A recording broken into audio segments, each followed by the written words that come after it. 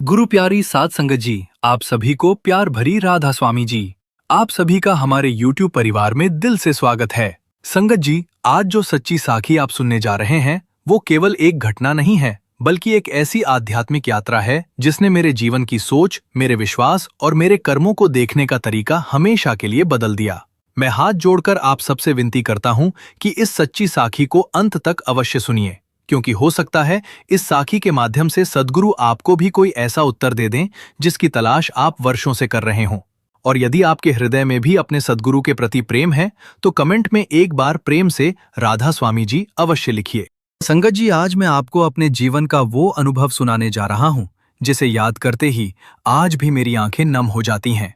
ये वो समय था जब बाहर से देखने वाले लोगों को लगता था कि मैं सामान्य जीवन जी रहा हूं, लेकिन सच्चाई ये थी कि मैं भीतर से पूरी तरह टूट चुका था। मेरे चेहरे पर मुस्कान होती थी, पर उस मुस्कान के पीछे अनगिनत दर्द छिपे हुए थे। रात को बिस्तर पर लेटता तो आंखें बंद करने के बाद केवल एक ही प्रश्न मेरे मन में घूमता रहता, आखिर मेरे साथ ही ऐसा क्यों हो रहा है। मेरे व्यापार में लगातार घाटा हो रहा था। जिस काम को मैं पूरी मेहनत और ईमानदारी से करता था, उसी में बार बार असफलता हाथ लगती। कई बार अच्छे अवसर सामने आए, लेकिन अंतिम समय में सब कुछ बिगड़ जाता। ऐसा लगता मानो कोई अदृश्य शक्ति हर बार मेरी सफलता को मुझसे दूर कर देती हो। धीरे धीरे कर्ज बढ़ने लगा। जिन लोगों ने कभी मेरी पीठ थपथपाई थी, वही अब मुझसे दूरी बनाने लगे। फोन की घंटी बजती तो मन घबरा जाता कि पता नहीं फिर कौन पैसे मांगने वाला होगा। घर का वातावरण भी बदलने लगा। परिवार के चेहरे पर चिंता साफ दिखाई देने लगी।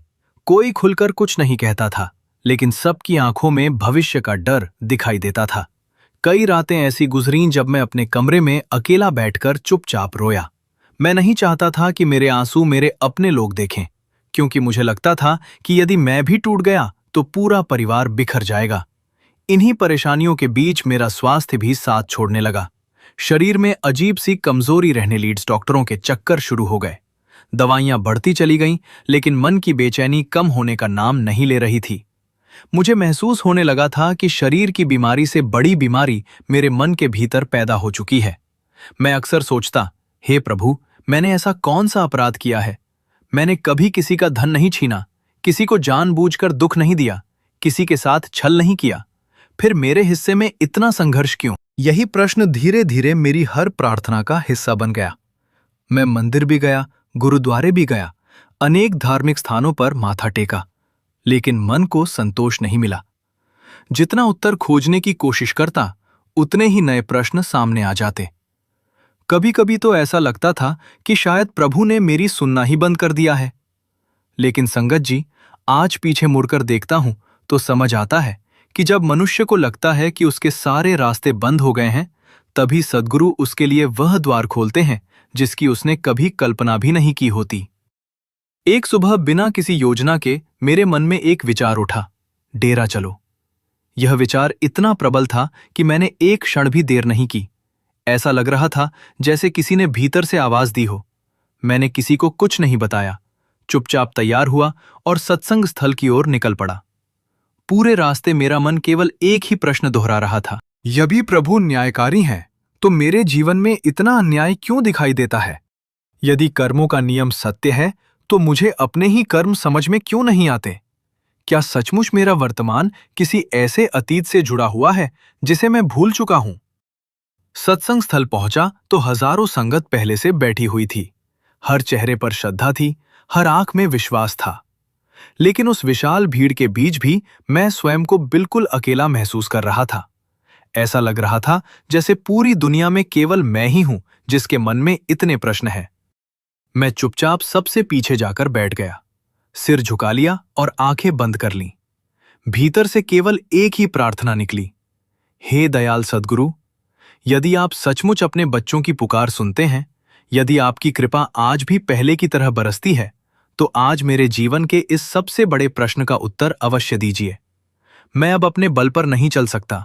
मुझे आपकी शरण चाहिए, मुझे सत्य चाहिए, चाहे वह कितना भी कठिन क्यों ना हो। मेरी ये प्रार्थना पूरी भी नहीं हुई थी कि मंच से वचन प्रारंभ हुए। पहले तो सामान्य आध्यात्मिक बातें चलती रहीं, लेकिन कुछ ही क्षण बाद वक्ता ने कर्मों के विषय में बोलना शुरू किया। जैसे जैसे उनके शब्द मेरे कानों में पड़ रहे थे, मेरे भीतर कुछ बदलने लगा।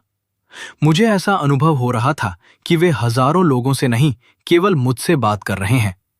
उन्होंने कहा, इस संसार में कोई भी घटना बिना कारण नहीं होती। जो सुख और दुख आज मनुष्य भोग रहा है, वो केवल इस जन्म का परिणाम नहीं, बल्कि अनगिनत जन्मों के संचित कर्मों का लेखा है।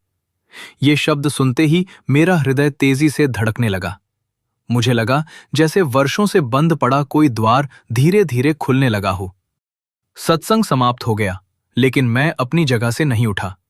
चारों ओर लोग लौटने लगे, पर मेरे भीतर एक अलग ही शांति उतरने लगी थी। मैंने आंखें बंद कर लीं। धीरे धीरे बाहर की सारी आवाजें जैसे दूर होती चली गईं। कुछ ही क्षणों बाद मुझे ऐसा अनुभव हुआ जैसे मेरे चारों ओर नहीं, बल्कि मेरे भीतर ही एक दिव्य प्रकाश फैलने लगा हो। वो किसी दीपक का प्रकाश नहीं था, न सूर्य का, न चंद्रमा का।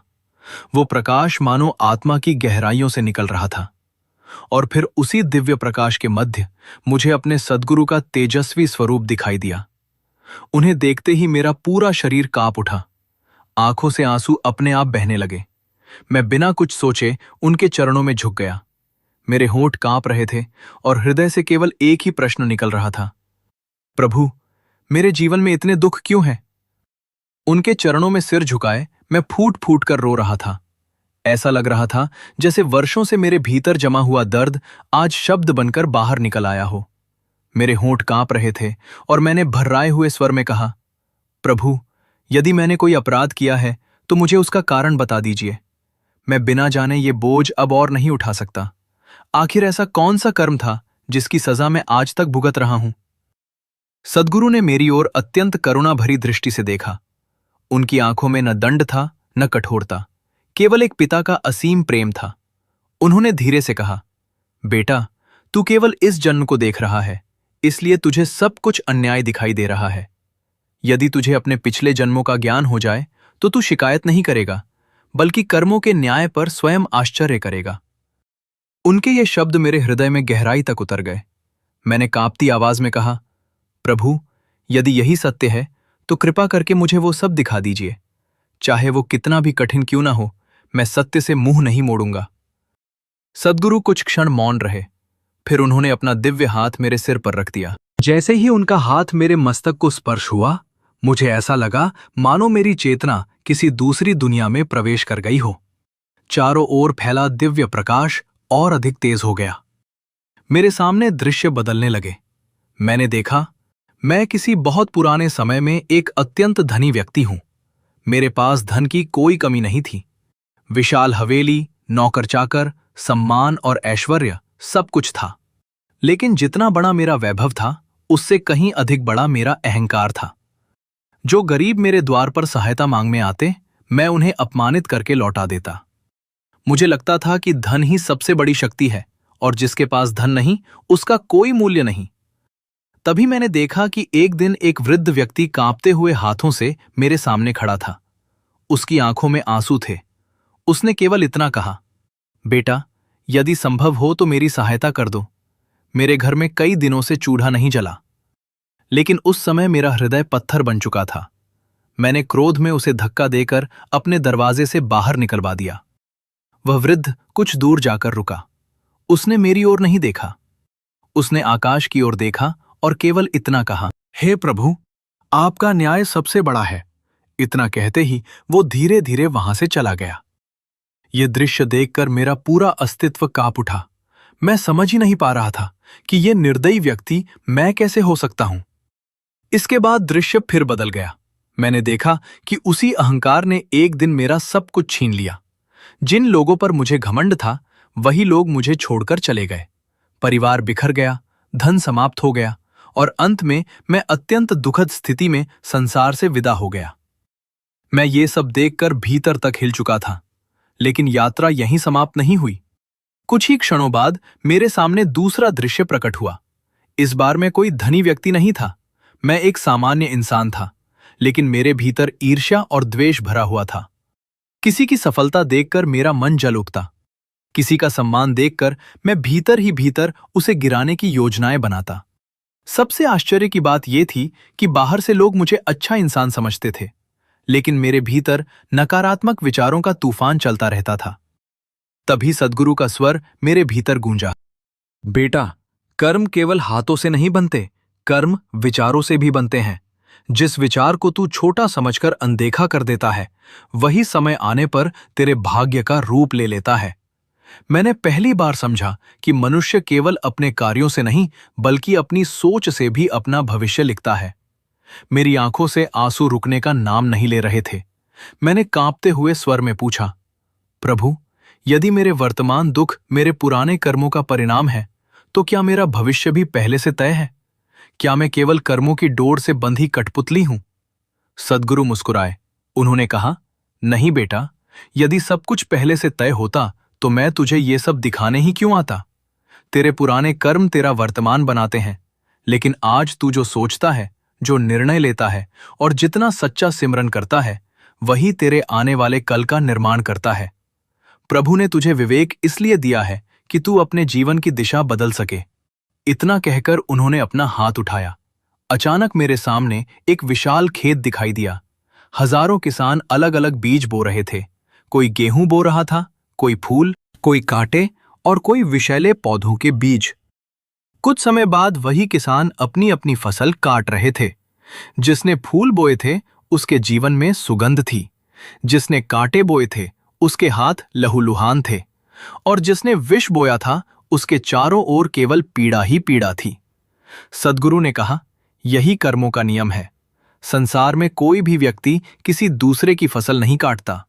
हर आत्मा वही प्राप्त करती है जो उसने कभी न कभी बोया होता है। मैं उस दृश्य को अपलक देख रहा था। तभी मेरे भीतर एक और प्रश्न उठा, प्रभु, यदि किसी ने कभी गलत बीज बो दिए हों, तो क्या उसके जीवन में परिवर्तन संभव है? सद्गुरु ने मुस्कुराकर कहा, जब किसान गलती से गलत बीज बो देता है, तब क्या वह खेती करना छोड़ देता है? नहीं, वह अगली बार अच्छे बीज बोता है, खेत की देखभाल करता है और अपनी भूल सुधारता है। ठीक उसी प्रकार मनुष्य भी अपने पुराने कर्मों का फल भोगते हुए नए शुभ कर्म, सच्चे सिमरन और प्रभु की शरण के द्वारा अपने भविष्य की दिशा बदल सकता है।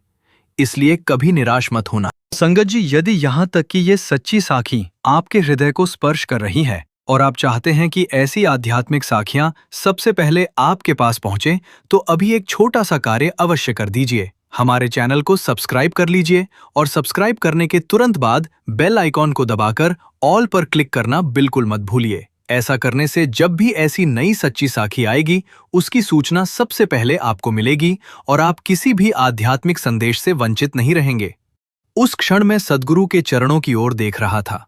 मेरे मन में उठने वाले प्रश्न धीरे धीरे शांत होने लगे थे, लेकिन मुझे बिल्कुल भी अंदाजा नहीं था कि कर्मों का यह रहस्य अभी केवल आरंभ था।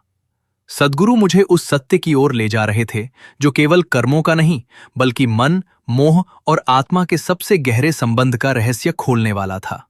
सद्गुरु के वे शब्द मेरे हृदय में ऐसे उतर चुके थे जैसे सूखी धरती पहली वर्षा की बूंदों को अपने भीतर समेट लेती है। मेरे मन का बोझ कुछ हल्का अवश्य हुआ था, लेकिन अब एक नई जिज्ञासा जन्म ले चुकी थी।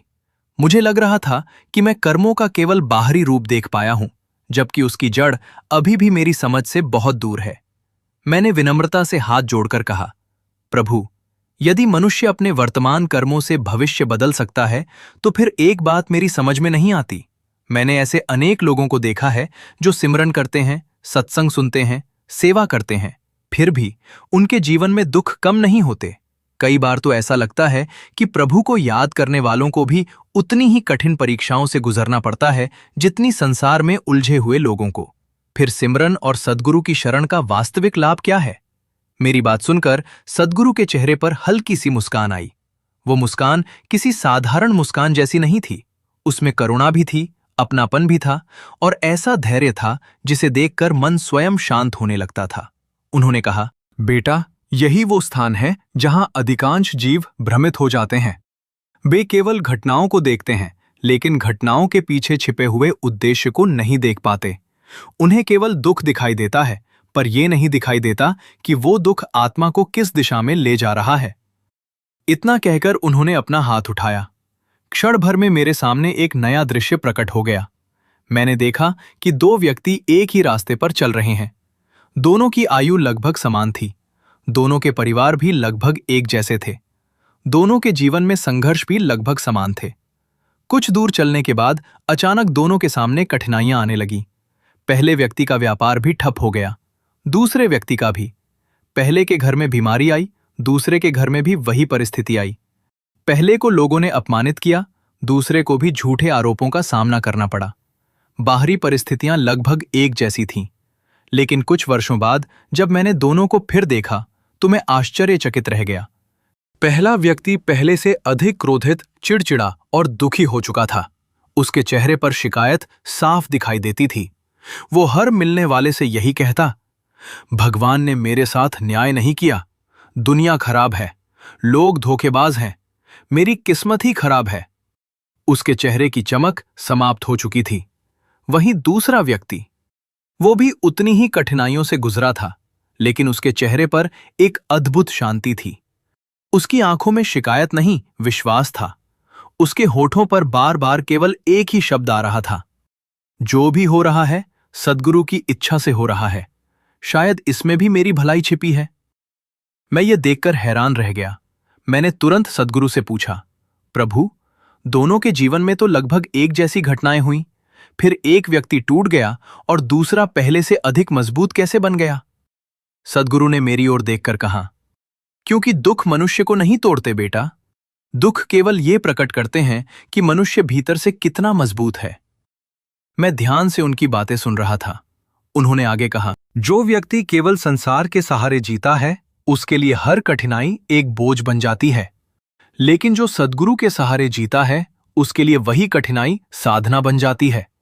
बाहर से दोनों एक जैसे दिखाई देते हैं, लेकिन भीतर दोनों की यात्रा बिल्कुल अलग होती है। उनके शब्द सुनकर मुझे अपने जीवन की अनेक घटनाएं याद आने लगीं। मुझे याद आया कि जब भी छोटी सी परेशानी आती थी मैं घबरा जाता था। कई दिनों तक उसी बात को सोचता रहता था। धीरे धीरे वह छोटी सी समस्या मेरे मन में बहुत बड़ी बन जाती थी। असल में दुख से अधिक मुझे अपने विचार परेशान करते थे। पहली बार मुझे महसूस हुआ कि मेरी सबसे बड़ी लड़ाई संसार से नहीं, अपने ही मन से थी। तभी सद्गुरु ने कहा, बेटा, अभी कर्मों का सबसे गहरा रहस्य बाकी है। तूने कर्मों का फल देख लिया, तूने कर्मों की दिशा समझ ली, लेकिन जब तक कर्मों की जड़ को नहीं समझेगा तब तक ये ज्ञान अधूरा रहेगा। मैंने उत्सुक होकर पूछा, प्रभु, कर्मों की जड़ क्या है? क्या हमारे कर्म, क्या हमारा भाग्य, या फिर हमारी परिस्थितियां? सद्गुरु ने धीरे से सिर हिलाया, फिर बोले, नहीं बेटा, कर्मों की जड़ मन है। मैं कुछ क्षणों के लिए बिल्कुल मौन हो गया। उन्होंने आगे कहा, मन इच्छा उत्पन्न करता है, इच्छा से विचार जन्म लेते हैं, विचारों से कर्म बनते हैं और कर्मों से भाग्य तैयार होता है। इसलिए यदि कोई केवल अपने बाहरी व्यवहार को बदल ले, लेकिन उसका मन वैसा ही बना रहे, तो कर्मों का चक्र समाप्त नहीं होता। इतना कहते ही मेरे सामने एक और अद्भुत दृश्य प्रकट हुआ। मैंने देखा कि एक विशाल वृक्ष खड़ा है। उसकी शाखाएं इतनी फैली हुई थीं कि उनका अंत दिखाई ही नहीं दे रहा था। कुछ शाखाओं पर मीठे फल लगे थे, कुछ पर कांटे थे, कुछ पर सूखे हुए पत्ते थे और कुछ शाखाएं पूरी तरह काली पड़ चुकी थीं। मैं उस वृक्ष को आश्चर्य से देख रहा था। तभी सद्गुरु ने कहा, ये तेरे कर्मों का वृक्ष है। मैंने ध्यान से उसकी ओर देखा। उन्होंने आगे कहा, जो फल तू देख रहा है वे केवल परिणाम है। यदि तू केवल फलों को तोड़ता रहेगा तो कुछ समय बाद फिर नए फल आ जाएंगे, लेकिन यदि तू जड़ तक पहुंच जाए तो पूरा वृक्ष बदल सकता है। मैंने धीरे से पूछा, प्रभु, उस जड़ तक कैसे पहुंचा जा सकता है? सद्गुरु ने उत्तर दिया, सच्चे सिमरन से। उनका स्वर अत्यंत गंभीर हो गया। लेकिन याद रख, सिमरन केवल शब्दों का उच्चारण नहीं है। यदि मन संसार में भटक रहा हो और केवल होठ नाम दोहरा रहे हों तो उसका प्रभाव सीमित होता है। सच्चा सिमरन वह है जिसमें प्रेम हो, विश्वास हो, समर्पण हो और आत्मा पूरी तरह प्रभु की ओर मुड़ जाए। उसी सिमरन की अग्नि धीरे धीरे कर्मों के बीजों को जलाना शुरू करती है। उनकी बातें सुनते सुनते मेरी आंखों से आंसू बहने लगे।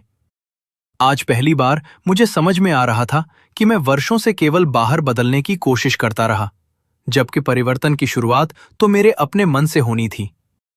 मैंने श्रद्धा से सिर झुका दिया, लेकिन उसी क्षण सद्गुरु का तेज पहले से भी अधिक प्रकाशित होने लगा। ऐसा लग रहा था मानो अब वे मुझे उस रहस्य के और भी निकट ले जाने वाले हैं, जहां केवल कर्मों की नहीं, बल्कि एक छोटे से विचार की शक्ति का भी ऐसा सत्य छिपा था जिसकी मैंने कभी कल्पना तक नहीं की थी। उस रहस्य के और भी निकट ले जाने वाले हैं, जहां केवल कर्मों की नहीं, बल्कि एक छोटे से विचार की शक्ति का भी ऐसा सत्य छिपा था जिसकी मैंने कभी कल्पना तक नहीं की थी। मैं पूरी श्रद्धा से उनके सामने बैठा था। मेरे भीतर अब भय कम और जानने की तीव्र इच्छा अधिक थी। ऐसा लग रहा था जैसे मेरी आत्मा वर्षों की नींद से जाग रही हो। सद्गुरु ने मेरी ओर देखा और अत्यंत गंभीर स्वर में कहा, बेटा, तू अब तक ये समझ चुका है कि कर्म केवल कार्यों से नहीं बनते, विचारों और भावनाओं से भी बनते हैं। लेकिन अब मैं तुझे ये दिखाऊंगा कि एक छोटा सा विचार भी किस प्रकार जन्मों तक जीव का पीछा कर सकता है। इतना कहकर उन्होंने अपना हाथ उठाया। क्षण भर में मेरे सामने एक नया दृश्य प्रकट हो गया। मैंने देखा कि एक व्यक्ति अपने मित्र से अत्यंत क्रोधित था। बाहर से उसने कुछ नहीं कहा, उसने कोई अपशब्द नहीं बोला, न किसी प्रकार का नुकसान पहुंचाया, लेकिन उसके मन में एक तीव्र द्वेष की भावना उठी। उसने भीतर ही भीतर सोचा, काश इसे भी वही दुख मिले जो मुझे मिला है। बस इतना ही, न कोई शब्द, न कोई कार्य, केवल एक विचार। लेकिन अगले ही क्षण मैंने देखा कि वो विचार एक चमकते हुए छोटे बीज में बदल गया और उस व्यक्ति की चेतना की गहराइयों में जाकर छिप गया। समय बीतता गया, जन्म बदलते गए, परिस्थितियां बदलती रहीं, लेकिन वो बीज नष्ट नहीं हुआ। वो भीतर कहीं जीवित रहा। फिर एक जन्म ऐसा आया जब वही बीज एक विशाल वृक्ष बन चुका था। उसी व्यक्ति के जीवन में अचानक शत्रुता, अपमान, संघर्ष और मानसिक पीड़ा बढ़ने लगी। उसे समझ ही नहीं आ रहा था कि उसके जीवन में इतनी नकारात्मकता कहां से आ रही है। मैं ये देखकर स्तब्ध रह गया। मेरे मुंह से अनायास निकला, प्रभु, क्या केवल एक विचार भी इतना प्रभाव डाल सकता है? सद्गुरु ने शांत स्वर में कहा, यही वो रहस्य है जिसे संसार नहीं समझता। लोग बड़े पापों से डरते हैं, लेकिन छोटे विचारों को महत्व नहीं देते। वे समझते हैं कि यदि उन्होंने किसी को मारा नहीं, लूटा नहीं, अपमानित नहीं किया तो वे निर्दोष हैं। लेकिन सच्चाई ये है कि हर कर्म पहले विचार बनता है, फिर भावना, फिर शब्द और अंत में भाग्य। इसलिए संत मन की शुद्धि पर इतना बल देते हैं। उनकी बातें सुनकर मैं अपने जीवन के बारे में सोचने लगा। मुझे याद आया कि कितनी बार मैंने मन ही मन लोगों के लिए गलत भाव रखे थे। कितनी बार किसी की सफलता देखकर ईर्ष्या हुई थी। कितनी बार किसी की गलती पर भीतर ही भीतर उसका मजाक उड़ाया था। बाहर से मैं सामान्य दिखाई देता था, लेकिन मेरे भीतर ऐसे अनेक विचार उठते रहते थे जिन पर मैंने कभी ध्यान ही नहीं दिया। पहली बार मुझे एहसास हुआ कि कर्मों का संसार मेरी कल्पना से कहीं अधिक सूक्ष्म है। तभी सद्गुरु ने एक और दृश्य दिखाया। मैंने देखा कि हजारों लोग मिलकर एक विशाल भवन बना रहे हैं। कोई ईंट रख रहा था, कोई पत्थर जोड़ रहा था, कोई लकड़ी लगा रहा था। धीरे धीरे वह भवन इतना विशाल हो गया कि उसका अंत दिखाई नहीं दे रहा था। सद्गुरु ने कहा, यह मनुष्य के भाग्य का प्रतीक है। जैसे ये भवन एक एक ईंट जोड़कर बना है, वैसे ही जीवन एक एक विचार और एक एक कर्म जोड़कर बनता है। कोई भी घटना अचानक नहीं होती। जो आज सामने दिखाई देता है वो वर्षों, जन्मों और अनगिनत कर्मों का परिणाम होता है। मैंने पूछा, प्रभु, यदि ऐसा है तो मनुष्य को अपने पिछले कर्म याद क्यों नहीं रहते? यदि हमें सब याद होता तो शायद हम अधिक सावधान रहते। सद्गुरु मुस्कुराए। यदि जीव को अपने सभी जन्म याद आ जाएं, तो वो सामान्य जीवन नहीं जी पाएगा। प्रभु ने दया करके स्मृति पर पर्दा डाल दिया है, लेकिन संतों का कार्य उस पर्दे के पीछे छिपे सत्य की झलक देना है, ताकि जीव जाग सके और अपने जीवन की दिशा बदल सके। इतना कहकर उन्होंने मुझे एक और अद्भुत अनुभव कराया। मैंने देखा कि मेरी आत्मा एक लंबे मार्ग पर चल रही है। उस मार्ग के दोनों ओर असंख्य दृश्य दिखाई दे रहे थे। कहीं मैं किसी की सहायता कर रहा था, कहीं किसी को दुख पहुंचा रहा था, कहीं प्रेम कर रहा था, कहीं अहंकार में डूबा हुआ था। ये सब मेरे ही विभिन्न जन्मों के दृश्य थे। मैं देख रहा था कि कैसे एक छोटा सा उपकार अगले जन्म में बड़ी सहायता बनकर लौट रहा था, और एक छोटा सा अपमान किसी बड़े दुख का कारण बन रहा था। मेरी आंखों से आंसू बहने लगे। मैंने कांपती आवाज में कहा, प्रभु, तो फिर कोई भी कर्म छोटा नहीं है? सद्गुरु ने कहा, सही समझा तूने। संसार में कोई भी कर्म व्यर्थ नहीं जाता। एक बूंद से घड़ा भरता है और एक एक बीज से पूरा जंगल उगाता है। उसी प्रकार एक एक विचार और एक एक कर्म मिलकर मनुष्य का भाग्य बनाते हैं। संगत जी, यदि इस समय यह सच्ची साखी आपके हृदय को छू रही है और आपको लग रहा है कि सद्गुरु की ये बातें केवल कहानी नहीं बल्कि जीवन का वास्तविक सत्य हैं, तो एक विनती अवश्य करूंगा। बहुत से लोग केवल वीडियो देखते हैं लेकिन बाद में ऐसी साखियां खोजते रह जाते हैं। इसलिए अभी हमारे चैनल को सब्सक्राइब कर लीजिए और सब्सक्राइब करने के बाद बेल आइकन को दबाकर ऑल पर क्लिक करना बिल्कुल मत भूलिए। जब बेल में ऑल चुना जाता है तभी हर नई सच्ची साखी और सत्संग का संदेश समय पर आपके पास पहुंचता है और आप किसी भी आध्यात्मिक अनुभव से वंचित नहीं रहते। मैं अभी भी उस दिव्य अनुभव में डूबा हुआ था, लेकिन तभी सद्गुरु का स्वर पहले से अधिक गंभीर हो गया। उन्होंने कहा, बेटा, तूने बहुत कुछ देख लिया, तूने विचारों की शक्ति समझ ली, लेकिन अभी सबसे बड़ा रहस्य बाकी है। कर्मों की शक्ति बड़ी है, पर उससे भी बड़ी एक और शक्ति है। मैंने उत्सुक होकर पूछा, प्रभु, वो कौन सी शक्ति है? क्या वो भाग्य है? क्या वो समय है? क्या वो मृत्यु है? सद्गुरु की आंखों में दिव्य प्रकाश चमक उठा। उन्होंने कहा, नहीं बेटा, वो शक्ति है प्रभु का नाम। वो शक्ति है सच्चा सिमरन। और वही शक्ति है जो कर्मों की सबसे मजबूत जंजीरों को भी धीरे धीरे तोड़ना शुरू कर देती है। उनके ये शब्द सुनते ही मेरे भीतर एक नई आशा जन्म लेने लीड सी। लेकिन मुझे बिल्कुल भी अनुमान नहीं था कि अब सद्गुरु मुझे सिमरन की ऐसी परीक्षा दिखाने वाले हैं जहां केवल ज्ञान नहीं बल्कि मेरे विश्वास की गहराई परखी जाने वाली थी। सद्गुरु के ये शब्द सुनते ही मेरे भीतर एक नई आशा जन्म लेने लगी। लेकिन मुझे बिल्कुल भी अनुमान नहीं था कि अब सद्गुरु मुझे सिमरन की ऐसी परीक्षा दिखाने वाले हैं जहां केवल ज्ञान नहीं बल्कि मेरे विश्वास की गहराई परखी जाने वाली थी। मैं पूरे ध्यान से उनकी ओर देख रहा था। मेरे भीतर एक ही भावना थी, यदि आज मुझे ये सब देखने का सौभाग्य मिला है तो मैं कोई भी सत्य जानने से पीछे नहीं हटूंगा, चाहे वो मेरे जीवन को पूरी तरह बदल दे। सद्गुरु ने अपना हाथ उठाया। क्षण भर में मेरे सामने एक नया दृश्य प्रकट हुआ। इस बार उस दृश्य में कोई दूसरा व्यक्ति नहीं था, वहां मैं स्वयं खड़ा था। लेकिन यह मेरा वर्तमान नहीं था, यह मेरे जीवन का वो समय था जो अभी आने वाला था। मैंने देखा कि मेरा व्यापार अचानक भारी संकट में फंस गया है। जिन लोगों पर मैंने वर्षों तक विश्वास किया था, वही लोग धीरे धीरे मेरा साथ छोड़ने लगे। कुछ लोगों ने अपने वादे तोड़ दिए, कुछ ने मेरे पैसे रोक लिए, कुछ ऐसे भी थे जिन्होंने मुझे कठिन समय में पहचानने से ही इनकार कर दिया। हर दिन एक नई समस्या सामने आ जाती। सुबह आशा लेकर निकलता और रात निराश होकर लौटता।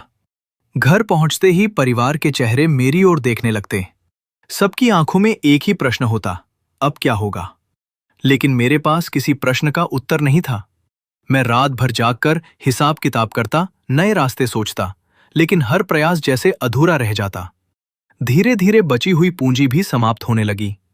उस समय मुझे पहली बार गरीबी का वास्तविक भय महसूस हुआ। मैंने सद्गुरु की ओर देखकर पूछा, प्रभु, क्या यही मेरी परीक्षा है? उन्होंने शांत स्वर में कहा, नहीं बेटा, ये तेरी हार नहीं है, ये तेरे पुराने कर्मों का भुगतान है।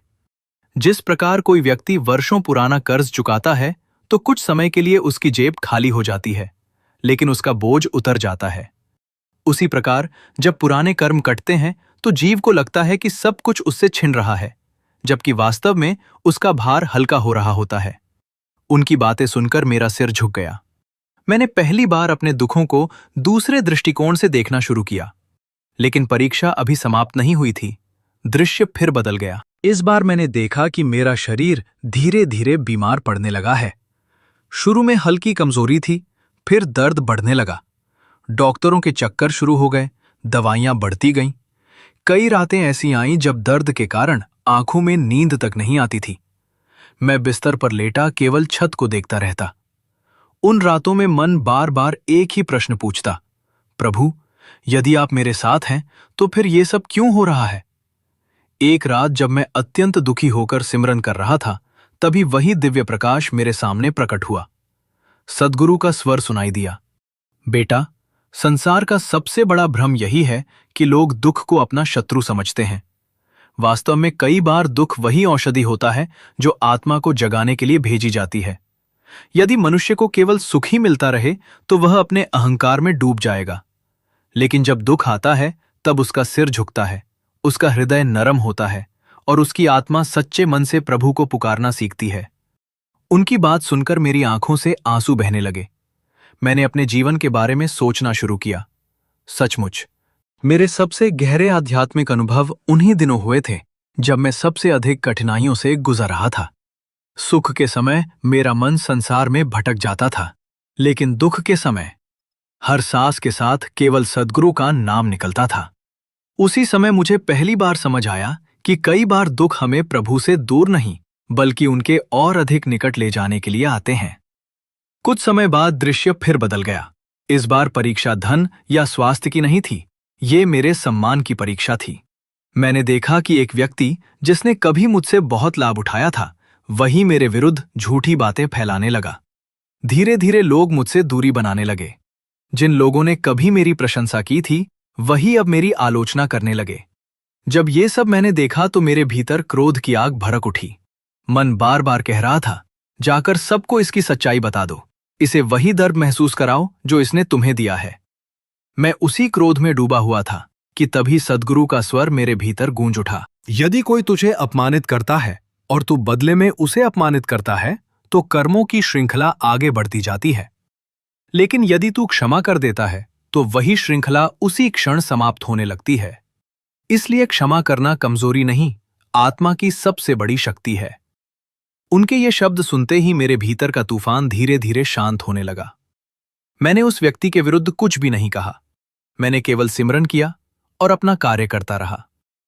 कुछ महीनों बाद वही व्यक्ति मेरे पास आया। उसकी आंखें झुकी हुई थीं, आवाज कांप रही थी। उसने कहा, मुझे क्षमा कर दीजिए, मैंने आपके साथ बहुत बड़ा अन्याय किया। उस क्षण मेरे हृदय में उसके लिए क्रोध नहीं, केवल दया थी। मैंने उसे क्षमा कर दिया। उसी क्षण मुझे महसूस हुआ कि मुक्त वह नहीं हुआ था, मुक्त तो मैं हुआ था। मेरे भीतर वर्षों से जमा हुआ बोझ जैसे एक पल में उतर गया। तभी सद्गुरु ने मेरी ओर देखकर कहा, बेटा, तूने धन की परीक्षा देखी, शरीर की परीक्षा देखी, सम्मान की परीक्षा भी देख ली, लेकिन अभी सबसे कठिन परीक्षा शेष है। ये परीक्षा बाहर की नहीं, भीतर की है। इस परीक्षा में न धन काम आएगा, न बुद्धि, न तर्क। यहां केवल समर्पण ही जीव को बचा सकता है। उनका स्वर पहले से अधिक गंभीर हो गया। मैंने घबराकर पूछा, प्रभु, ऐसी कौन सी परीक्षा है जो इन सब से भी अधिक कठिन है? सद्गुरु ने मेरी आंखों में देखते हुए धीरे से कहा, मोह की परीक्षा। ये शब्द सुनते ही मेरे भीतर जैसे कुछ रुक सा गया।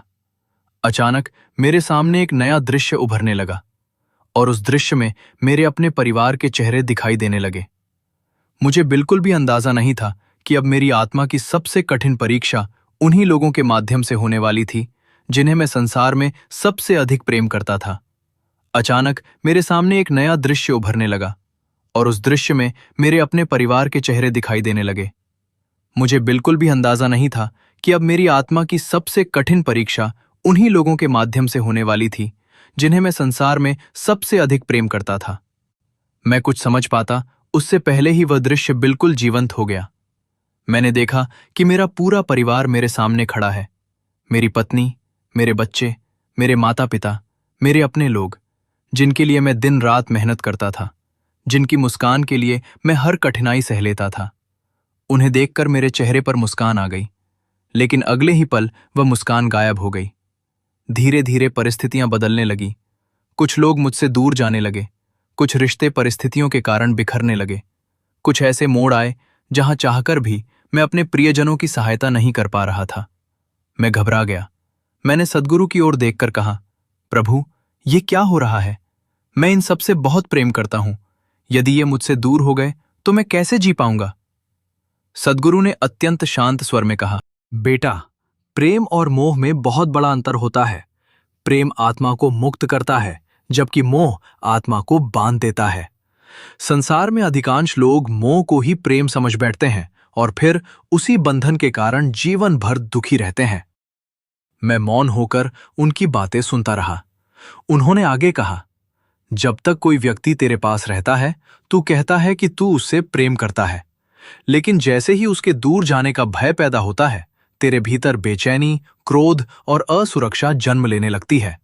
यही संकेत है कि वहां प्रेम से अधिक मोह था। उनकी ये बात मेरे हृदय में तीर की तरह लगी।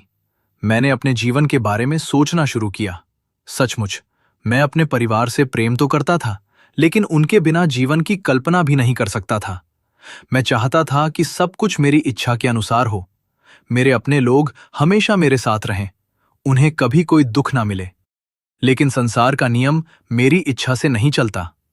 तभी सद्गुरु ने मेरे सामने एक और दृश्य प्रकट किया। मैंने देखा कि एक यात्री रात बिताने के लिए एक सराय में रुका है।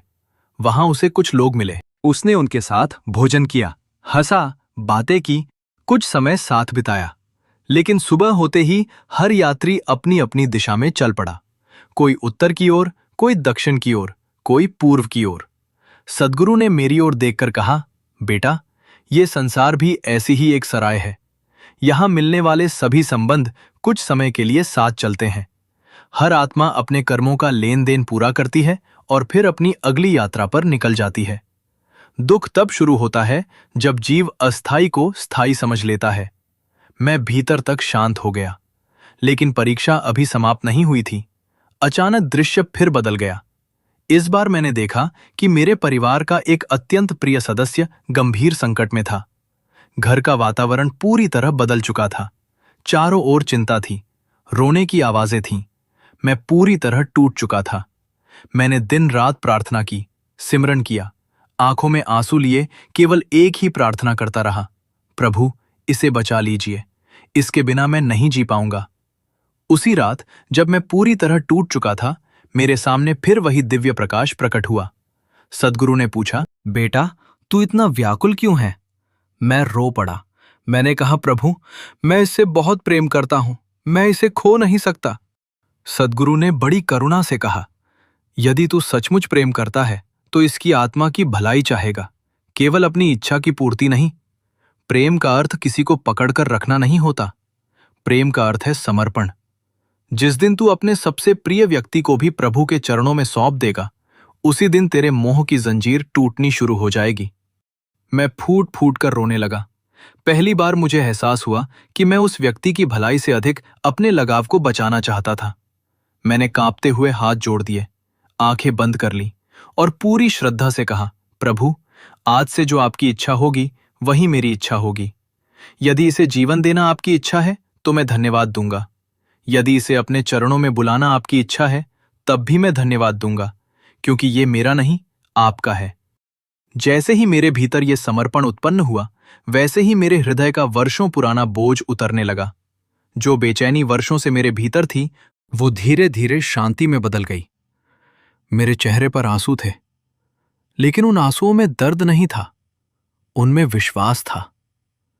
सद्गुरु मुस्कुराए। उन्होंने कहा, बेटा आज तूने कर्मों का सबसे बड़ा रहस्य समझ लिया है।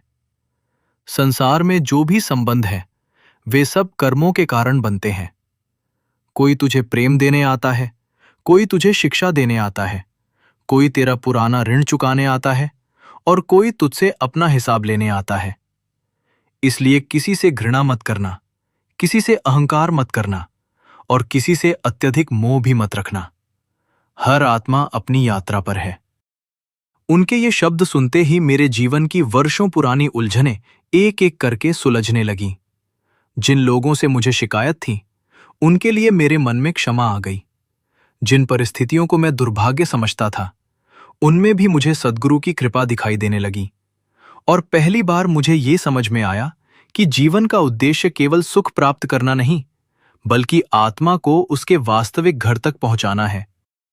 जब मेरी चेतना सामान्य अवस्था में लौटी तो मैं उसी स्थान पर बैठा था, लेकिन अब मैं वो व्यक्ति नहीं था जो कुछ समय पहले वहां आया था। मेरे प्रश्न समाप्त हो चुके थे, मेरी शिकायतें समाप्त हो चुकी थीं। अब मेरे भीतर केवल कृतज्ञता थी। संगत जी, यदि इस सच्ची साखी ने आपके हृदय को भी स्पर्श किया है, यदि आपको भी इसमें सद्गुरु का कोई संदेश मिला है, तो इस वीडियो को लाइक अवश्य करें। यदि आपने अभी तक हमारे इस आध्यात्मिक परिवार को सब्सक्राइब नहीं किया है, तो अभी सब्सक्राइब कर लीजिए। और केवल सब्सक्राइब करके मत रुकिए, बेल आइकन को दबाइए और उसमें ऑल पर क्लिक करना बिल्कुल न भूलिए। तभी हमारी आने वाली हर सच्ची साखी, हर आध्यात्मिक अनुभव और हर सत्संग का संदेश सबसे पहले आप तक पहुंचेगा। और जाते जाते कमेंट में प्रेम से एक बार राधा स्वामी जी अवश्य लिखिए। आपके ये शब्द केवल एक कमेंट नहीं, बल्कि आपकी श्रद्धा का प्रमाण बनते हैं और हमें भी ऐसी और सच्ची साखियां आपके लिए लाने की प्रेरणा देते हैं। राधा स्वामी जी।